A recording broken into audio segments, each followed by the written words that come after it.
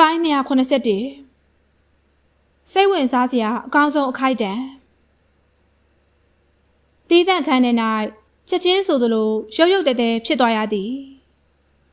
ခိုင်းကောင်းဆောင်ရန်ကအရှင်ကလိုအားပြင်းနေတော့ပါပဲလားသူ့ရဲ့မြေးရိုက်တဲ့ကြောက်ဖို့အကွက်ကတကယ်အန်ချီလောက်စရာပဲဟုတ်ပါတွန်ကျန်းလူကခွေအားရမှာထူးကျွန်းတယ်လို့ထင်ထားခဲ့တာဒါပေမဲ့ခိုင်းကောင်းဆောင်ရန်ရဲ့တိုက်ကွက်တကူမြင်တော့သူ့ရဲ့လက်သီးသုံးပုံတွေကန်ချက်တွေကရိုးရိုးရှင်းရှင်းကိုအားပြော့သွားတယ်ကျန်းနံပြည်နယ်မှာတော့ခိုင်းကောင်းဆောင်ရန်ကိုဘယ်သူမှမရှင်းနိုင်ဘူးတွန်ကျန်းလူလောက်ကတော့စကားထဲတောင်ထည့်ပြောနေကြမလို့ဘူးခိုင်းကောင်းဆောင်ရန်သူ့ကိုအမြန်တက်ပစ်ပြီးကျွန်တော်တပည့်ကျန်းလန်နဲ့ကျောင်းဟိုင်မျိုးရဲ့ပါရမီရှင်ဖန်ရီမင်းတို့အတွက်ပြန်ပြီးတော့လက်စားချေပေးပါပြီးတော့သူ့ကြောင့်မတန်မဆွမ်းဖြစ်သွားရတဲ့တရုတ်ကိုကံပညာပါရမီရှင်အယောက်90လောက်ရှိတယ်ကျွန်တော်တို့သူတို့အတွက်ကလေးစားပြန်ချေပေးရမယ်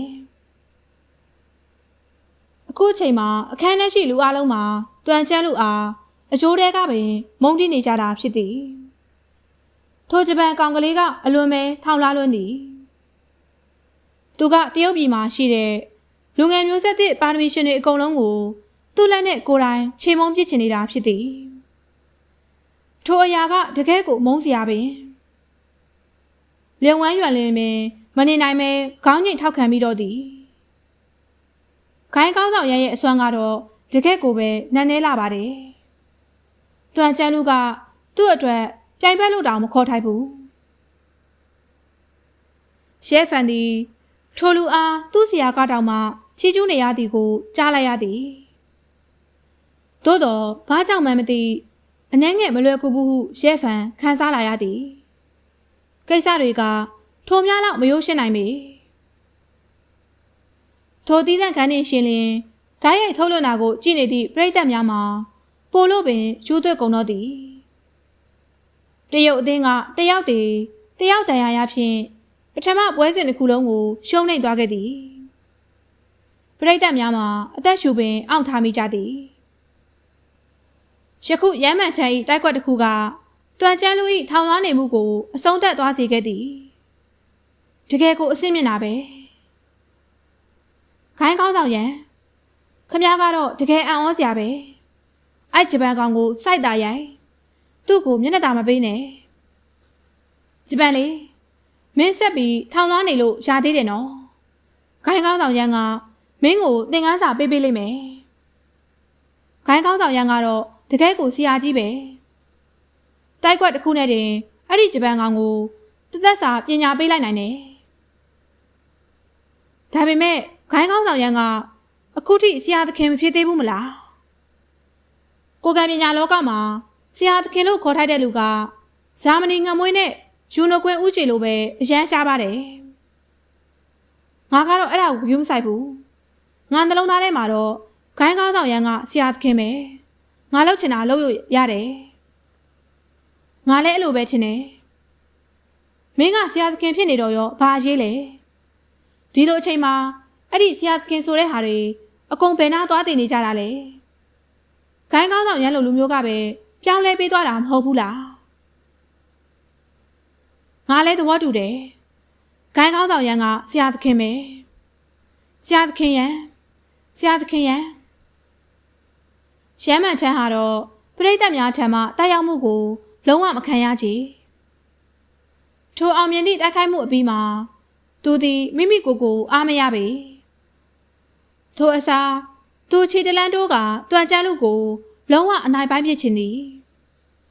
သို့တော့တွန်ကျန်းလူ၏တုံ့ပြန်မှုဟာလည်းအလွန်လျင်မြန်လာသည်ရှမ်းမှန်ထမ်းခြေမချသေးခင်မှာပင်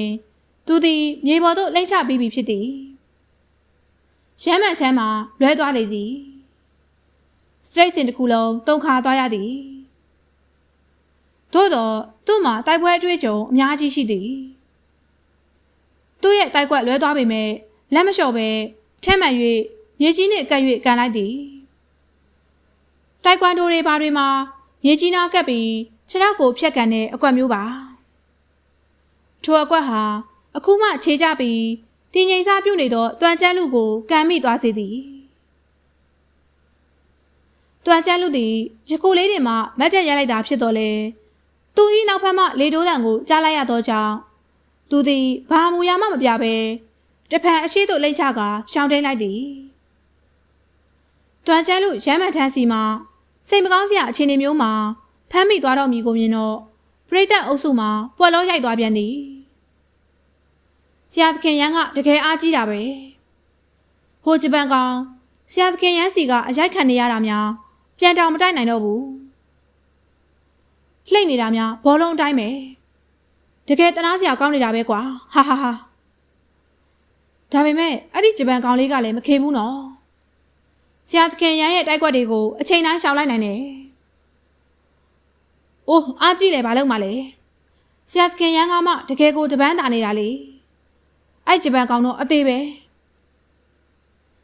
လူအုပ်ကြီးအားပေးတန်ကိုကြားတော့ရှမ်းမှန်ချမ်းဤမျက်နှာမူရမှာပိုလို့ပင်လေးနဲ့လာသည်ဒီသွန်ချမ်းလူကသူထင်ထားတာထက်ပိုပြီးတော့ရင်ဆိုင်ရခက်တာပဲသူအဲ့ဒီကောင်လေးကိုဖမ်းဖို့လှုပ်လိုက်တိုင်းအဲ့ကောင်ကလွတ်သွားတယ်ဒလမြန်တဲ့နှုံးနဲ့တုံ့ပြန်တဲ့စွမ်းကိုတခါမှတောင်မကြားဘူးထိုအရာကရမ်းမှန်ထန်းကိုအနှဲငယ်ပူပန်လာစေသည်အမှန်ဆိုသူကအသက်ကြီးနေပြီဖြစ်သည်ယခုထိုတိုက်ကွက်တွေကိုထုတ်သုံးလိုက်တာကြောင့်သူသည်အနှဲငယ်အားနည်းလာသလိုခန်းစားနေရသည်ထို့ကြောင့်သူ၏ရုပ်ပိုင်းဆိုင်ရာခွင့်အားကိုကြာဆင်းစေမိအရာမျိုးကိုသူရှောင်မရမည်အဲ့ဒီအစားဒီတိုက်ပွဲကိုအမြန်အပြီးတတ်ရမည်ထို့သို့တွေးလိုက်ကထိုကောင်လေးအားလိုက်နေမှုကိုအချိန်ပိုတင်လိုက်တာကြောင့်သူ၏ရုပ်ပိုင်းဆိုင်ရာခွင့်အားမှလည်းပိုလို့လျင်မြန်စွာကြာဆင်းလာတော့သည်သူတို့နှစ်ဦးသာကျိုးဝိုင်းထဲမှာပြေးတိုင်းလိုက်တိုင်းကစားနေကြသည်မှာစိတ်လှုပ်ရှားစရာကောင်းနေသည်တီးတန့်ခန်းထဲရှိပြိတ္တများမှာစိတ်လှုပ်ရှားလွန်းတာကြောင့်လက်ခုပ်တွေပင်တီးကုန်ကြသည်မိုက်တယ်ဂိုင်းကောင်းဆောင်ရန်ကတော့အရင်အတိုင်းတန်မာနေတုံးမယ်တွန်ချမ်းလူကတော့တကယ်ကိုမရှူနိုင်မကယ်နိုင်ဖြစ်နေပြီအစကငါနဲ့ဂိုင်းကောင်းဆောင်ရန်နဲ့တိတ်မကွာဘူးထင်ထားတာဒါပေမဲ့ဒီနေ့တွေ့လိုက်ရတော့တကယ်ကိုရှုံးတော့မယုံနိုင်ဘူးဟုတ်ပါဂိုင်းကောင်းဆောင်ရန်ကအရန်တိုဝဲလွန်းနေမဟုတ်ရင်တိုင်းပညာလောကမှာသူ့ရဲ့ဂုဏ်မုတ်ကအခုထက်ပိုမြင့်နေလောက်မှာကိုဒီနေ့တိုက်ပွဲကတော့တေချာပေါက်ဂိုင်းကောင်းဆောင်ရန်ကိုဂုံတက်စီမှာပဲစောင့်ကြည့်ကြတာပေါ့ဗျာဂိုင်းကောင်းဆောင်ရန်နဲ့ဇေယိုက်နဲ့ခွဲအားကဘလို့ပဲဖြစ်နေပါစေလူတို့ကိုတိမ်သွင်းနိုင်တော့မယ်အဲ့တော့ဒါကသူနဲ့ထိုက်တယ်နဲ့နောက်ထပ်တိုက်ကွက်10ခွက်လောက်တောင်မရောက်စေရဘူးအဲ့ဒီကောင်တွန်ချမ်းလူရှုံးမယ်ဆိုတာကျွန်တော်တော့လောင်းရဲတယ်လူအများကြီးအရေးမပါသည့်မြောက်လုံးပင်လုံးများကိုကြားတော့ရဲဖန်မှာမျက်မှောင်ကျုံမိသွားသည်သူနှလုံးသားထဲရှိရတံမအေးဖြစ်မှုကလည်းပိုလို့ပင်ကြီးထွားလာသည်အေးအရာကိုလျံဝမ်းရွံမြင်တော့အတန်ခတိုးတိုးဖြင့်ရဲဖန်ကိုမေးမြန်းလာသည်ရှောင်းဖန်တခုခုတွေးလို့လားရဲဖန်လည်းအသာကောင်းရမ်းပြလိုက်ကကျွန်တော်လည်းအသေးချာတော့မပြောတတ်ဘူးဒါပေမဲ့အချင်းနေသိမ့်မကောင်းဘူးလို့တော့ခန်းစားနေရတယ်လျံဝမ်းရွံလည်းအနှဲငယ်အံ့အားသင့်သွားကခိုင်းကောင်းဆောင်ရန်ဒုက္ခရောက်တော့မယ်လို့ဆိုလိုချင်တာလားလျံဝမ်းရွံ၏အမေးကိုရဲဖန်ကအသာကောင်းချိန်ပြလိုက်သည်တွန်ချမ်းလူကညံနေညံနဲ့များတယ်သူမရှုံးချင်တာနဲ့ပဲရှုံးမာတဲ့နီးတွေတုံးရင်တုံးလာနိုင်တယ်အခုငါတို့ကအပေါ်စီးမှာပဲကိုငါတို့ဘက်ကအရင်ဦးအောင်ဒီတိုက်ပွဲကိုအဆုံးသတ်လိုက်လို့ရတာပဲသူထို့သို့ပြောနေသည့်အချိန်မှာပဲအခန်းထဲရှိလူအများကိုအကျေမနက်ဖြစ်စေမိအကြောင်းအရာပေါ်ပေါက်လာတော့သည်ဘာအထိပ္ပယ်မရှိတာတွေဖြောက်ပြောနေရလေအခုဂိုင်းကားဆောင်ရန်ဘက်ကအပုံကြီးတာနေတာဘယ်နာကအန်ရဖြစ်စေနိုင်လို့လဲတခုလောက်မှန်အောင်မှန်းနိုင်ုံနဲ့ကိုဆရာကြီးလို့ထင်မနေနဲ့ဒီအစ်စ်တိုက်ပွဲတွေကိုမင်းနားရောက်လေလို့လားဘာခံမှန်းတာလဲအတိတာကြီးသူ့ကိုအထင်သေးနေတဲ့ဟာကိုအိုက်ကောင်ကဖြင့်တလားလောက်ပဲကိုကံပညာသင်မှုတဲ့ငနေပါကွာသူကဘလို့လို့ခံမှန်းတတ်မှာလဲအစောကဟာကကြက်ကန်းဆန်အိုးတိုးသွားတာပဲနေမှာ ဟုတ်တယ်ဒီကလေးကငါတို့ကိုဒီညမကောင်းမှုတောင်ပြောနေသေးတာအိုက်ကောင်တစ်စပေါက်ပဲဖြစ်ရမယ်ဟေးတစ်စပေါက်လေမင်းချက်ပြီးရန်သူဘက်ကကာပြောနေမယ်ဆိုရင်ငါမင်းကိုအလိုမပေးဘူးမန်အပိုင်း280နှစ်ဒီလူကတကယ့်ကိုနတ်ဆိုးကောင်ပဲလူတိုင်းထံမှာအဆူပူခံလိုက်ရတာကြောင့်ရဲဖန်မှာဆွတ်အားသွားရသည်ရဲဖန်ကရမ်းမှန်ထန်းကိုစိတ်ပူတာကြောင့်သူတို့ကိုရက်စီချင်တာသာဖြစ်သည်သူ့ရဲ့ကောင်းမွန်တဲ့ရည်ရွယ်ချက်ကမကောင်းတဲ့ရည်ရွယ်ချက်အဖြစ်ပြောင်းလဲသွားလိမ့်မည်ဟုထင်မထားခဲ့ပေထို့ကြောင့်ကုကရာမဲ့စွာသာပြုံးကဘာမှအထက်မပြောတော့ပေတစ်ချိန်တည်းမှာပဲစတိတ်စင်မော်ရှိအခြေအနေမှာတိတ်တိတ်ဆိတ်ပြောင်းလဲနေသည်ရှမ်းမှန်ထန်လိုက်နေသည့်နှုံးမှာတဖြည်းဖြည်းပုံမနှေးကွေးလာသည်တကယ်ဆိုသူကအသက်ကြီးနေပြီဖြစ်သည်သူ့ရဲ့ခွင်အားကတဖြည်းဖြည်းလျော်နေလာလေသည်သူ၏ခြေလက်တွေပုံမလေးလံလာကပိုလို့ထိန်ချုံမှုကင်းမဲလာရသလိုပင်ခံစားနေရသည်ထိုအခြေအနေတွင်ချက်ချင်းဆိုသလိုဟာခွက်တစ်ခုကပေါ်ထွက်လာသည်တွန်ကျန်းလူလည်းထိုဟာခွက်ကိုအမေအရဖမ်းဆုပ်လိုက်သည်ရှေ့သို့နောက်တစ်ချိန်ထက်လိုက်တော့ရမ်းမှန်ချန်၏တိုက်ကွက်ထဲမှသူ့လုံးဝလွတ်ထွက်သွားတော့သည်ထို့နောက်ရမ်းမှန်ချန်အားအပြုံးတစ်ဝက်ဖြင့်လက်ကြည့်ရင်ခမ ्या ကတကယ်ကိုတော်ပါတယ်ဒီထက်ပိုပြီး10နှစ်လောက်သာငယ်မဲဆိုရင်ကျွန်တော်ကြာခံနိုင်မှာမဟုတ်ဘူးဒါပေမဲ့လည်းအိုနေတာကတော့စိတ်မကောင်းစရာပဲရမ်းမှန်ချန်ကသူ့၏အသက်ရှူနှုံးကိုအနှဲငယ်ထိန်းကြီးလိုက်ကငါအိုနေရင်တောင်မင်းနဲ့တော့အသာလေးတိုက်နိုင်သေးတယ်သူ၏စကားကိုကြားတော့တွန်ကျန်းလူမှာချက်ချင်းအကျယ်ကြီးအော်ရလိုက်သည်ကိုတွန်းအားပေးမနေပါနဲ့ကျွန်တော်ကရည်ရွယ်ချက်ရှိရှိခမရရဲ့အင်အားတွေကုန်သွားအောင်လုပ်နေတာအခုဆိုခမရတော်တော်လေးပြိုင်းနေပြီမလားဘယ်လောက်ခံမလဲဆိုတာကြည့်ကြတာပေါ့ဆက်ဆုပ်ဖို့ကောင်းလိုက်တာရှမ်းမှန်ထမ်းမှာဆဲရိတ်လိုက်သည်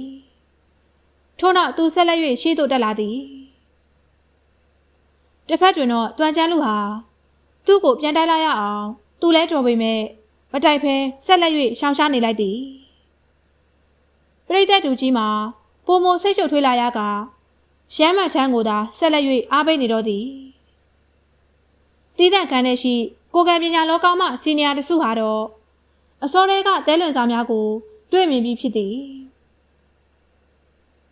ဒီတွန်ကျန်းလူကတကယ်ကျွံမိုးကောင်းတာပဲ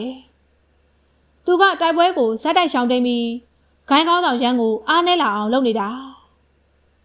ဟုတ်တယ်တကယ်ဆိုဂိုင်းကောင်းဆောင်ရန်ကအသက်ကြီးနေပြီသူဒီလိုသာဆက်ပြီးအင်အားကိုဖြုံးထိနေမယ်ဆိုရင်တေချာပေါက်အားကုန်သွားမှာပဲဒီလူငယ်လေးကကိုကံပညာရဲ့ကိုကျင်တရားတွေကိုဂရုမစိုက်ဘူးပဲဒီလိုဆက်ဆုပ်ဖို့ကောင်းတဲ့နည်းမျိုးကိုတကယ်ပဲထုတ်သုံးရဲတယ်ဂိုင်းကောင်းဆောင်ရန်တပန်းတာနေတော့မှပြိုင်ပွဲကိုရက်လိုက်ရအောင်မဟုတ်ရင်သူဒုက္ခရောက်လိမ့်မယ်အစောကဆိုရင်တော့ပြီးနိုင်သေးတယ်ဒါပေမဲ့အခုကတော့နောက်ကျသွားပြီတွန်ကျန်းလူကအရှုံးပေးမှာမဟုတ်ဘူး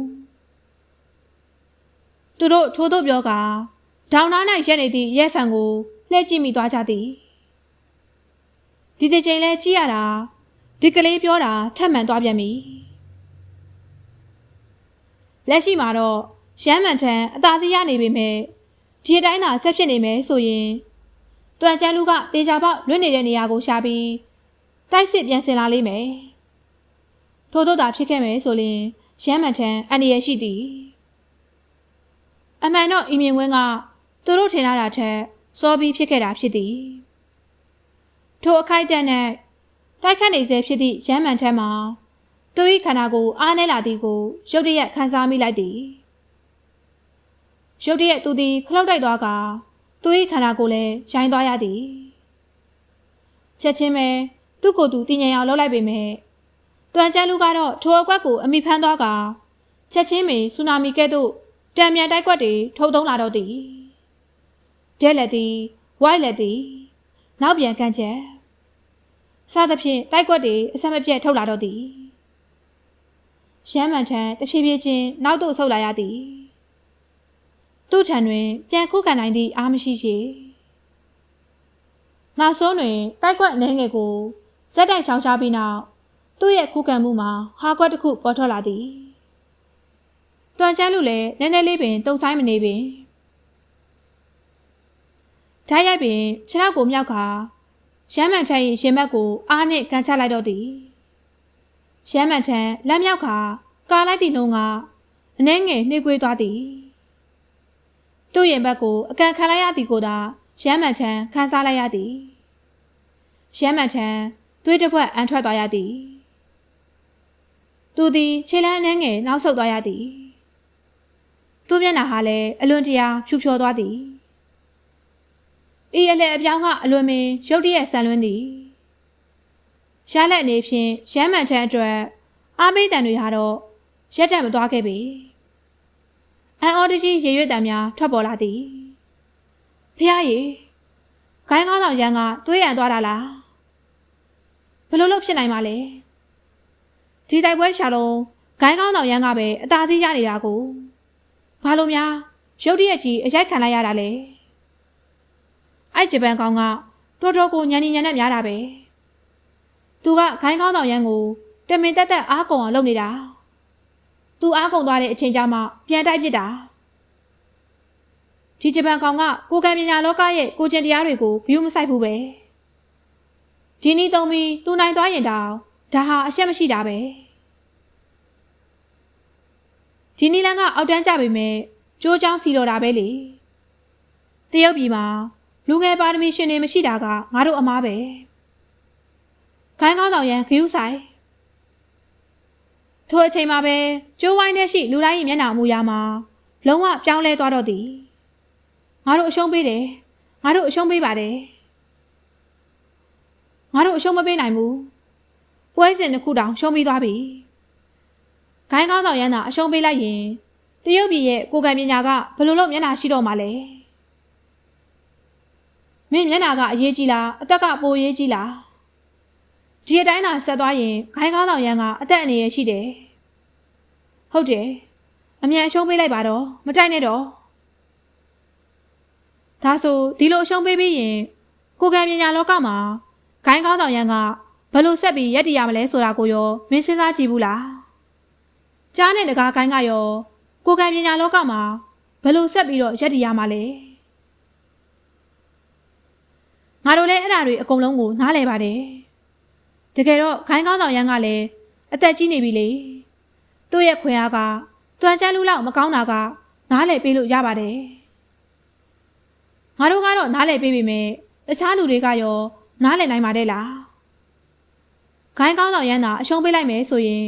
သူ့ရဲ့ဂုဏ်သိက္ခာကတော့မြောင်းနဲ့ရောက်ပြီပဲဒါကထိုကဲ့သို့လူတိုင်းသဘောထားကွဲလွဲနေကြစင်ပါပဲကျိုးဝိုင်းထဲကအခြေအနေမှာတော့ပိုလို့ပင်ဆိုးရွားလာသည်တွန်ချမ်းလူကတိုက်ကွက်တကက်အသာစီးရသွားတာကိုဘယ်လိုလုပ်ဒီလိုအခွင့်ကောင်းကိုလက်လွတ်ခံပါမလဲသူကအယူတယောက်လိုတဲကြီးမဲကြီးတိုက်ခိုက်တော့သည်ရမ်းမှန်ထန်ကငကိုတဲကအားနေနေပြီဖြစ်ရာယခုဆိုရင်ပြင်းပြင်းထန်ထန်ဒဏ်ရာရနေပြီဖြစ်သည်သူ့ထံ၌ခုခံနိုင်သည့်အားမရှိတော့ချေသူသည်နောက်ကျောင်းသာပြန်ဆုတ်နေရသည်ထို့သောနောက်ဆုတ်နေရင်းနှင့်ပြိုင်ပွဲကျင်းပရာဧရိယာ၏အဆွင်လုံးသားထိရောက်ရှိလာခဲ့သည်ထိုအချိန်တွင်တွန်ချမ်းလူအနေနဲ့ရှေးတို့ကသူ့ကိုကျိုးဝိုင်းထဲမှတွဲချလိုက်လျင်ပင်ပွဲသိမ်းနေပြီဖြစ်သည်ထို့သောဆိုလင်တောင်အနိုင်ရှုံးကမတွဲခဲ့သေးပေအနည်းဆုံးတော့သူ့ရဲ့ဒဏ်ရာတွေကထိုးလောက်ထိမပြင်းသေးပေသို့တော့တွန်ချမ်းလူကတော့သူ့ကိုလွယ်လွယ်နဲ့လွှတ်ပေးခြင်းမမရပေသူသည်ရမ်းမှန်ချမ်း၏လက်မောင်းကိုဓာတ်ရိုက်လမ်းဆွဲလိုက်ကနောက်ပြန်ကိုင်းပေါက်လိုက်သည်ဂျူဒိုမှာရှင်ဘက်ကအင်ကြီးစာကိုကိုင်းပြီးတထောင်နဲ့နောက်ကိုပြန်ဖိချပြီးကိုင်းပေါက်တာမျိုးပါထို့နောက်အားပြင်းပြင်းဖြင့်ဒုကန်ချက်ကိုထုတ်သုံးလိုက်ရာရမ်းမှန်ချမ်း၏ရှင်ဘက်ကိုပြင်းထန်စွာထိမိသွားသည်ရမ်းမှန်ထန်နောက်ထပ်သွေးတစ်ပွက်ထပ်အံမိသွားသည် သူ၏အဖြူရောင်ခိုင်းဝတ်စုံမှာအနီရောင်ဆွထွန်းသွားရသည်သို့တော့တွမ်းချမ်းလူကတော့မရက်တတ်မီရှမ်းမန်ထက်၏ခြေချင်းဝက်ကိုစုပ်ကိုင်ကအားဖြင့်ဆွဲလိုက်သည်ခွက်ဆိုသည့်အတန်ဖြင့်သွားချင်းစီမိအယိုးကျိုးတန်ကိုအားလုံးကြားရသည်ရှမ်းမန်ထက်၏ညာဘက်ခြေထောက်မှာချက်ချင်းပင်ကွေးကောက်သွားသည်ထိုနေရာ၌ရှိနေသည့်လူများအားလုံးတွမ်းချမ်းလူ၏ရက်ဆက်သည့်နီလန်းကိုမြင်လိုက်ကြရသည်သူတို့အားလုံးဥယျာဉ်ပြားတွေထုံထိုင်းကုန်ရသည်ဒီလူကနတ်ဆိုးတကောင်ပဲ